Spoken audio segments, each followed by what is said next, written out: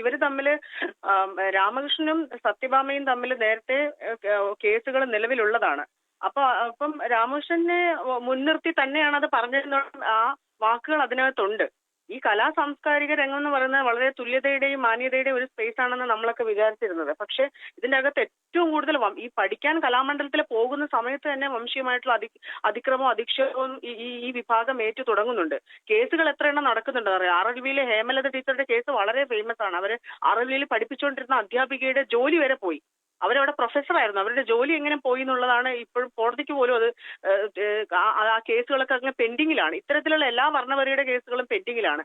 ഈ സത്യഭാമയ്ക്ക് കലാമണ്ഡലം എന്നുള്ളൊരു വാക്ക് ഉച്ചരിക്കാനുള്ള ഒരു അർഹത പോലും ഇല്ലാത്ത ഒരു സ്ത്രീയാണ്. കാരണം ഈ ഇത്രയും വംശീയമായിട്ട് ഈ കാലഘട്ടത്തിലും കാക്കയെ പോലെ കറുത്ത നിറം, അത് ആരെ നോക്കൂ, ഒരു മനുഷ്യനെയും അങ്ങനെ പറയരുതെന്നാണ് പറയുന്നത്. ഒരു മനുഷ്യനെയും, ഇപ്പൊ കലാരംഗത്തെന്നല്ല, ഒരു സാധാരണക്കാരനായിട്ടുള്ള ഒരു ജീവനുള്ള ഒരു മനുഷ്യനെ അങ്ങനെ നമ്മൾ ഇങ്ങനെ ഒരു വീഡിയോയിലൂടെയൊക്കെ വന്ന് അവര് കൃത്യമായിട്ട് അവര് സമൂഹത്തിന് പകർന്നു കൊടുക്കുന്നതാണ് വംശീയത.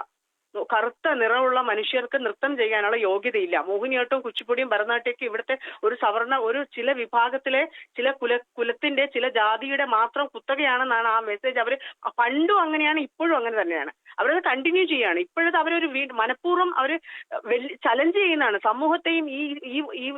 ഈ സമൂഹത്തെ ചലഞ്ച് ചെയ്യുന്ന രീതിയിലാണ് ആ സ്ത്രീയുടെ സംസാരം. ഇപ്പോഴും അവരതിനെ തിരുത്താൻ തയ്യാറല്ല. ഒരാളുടെ ശരീരത്തെയും ശരീരപ്രകൃതിയെയും വർണ്ണത്തെയും വെച്ച് അപമാനിച്ചുകൊണ്ടിരിക്കുകയാണ്. ഇത് ഇന്നോ ഇന്നലെയോ തുടങ്ങിയ കാര്യമല്ല.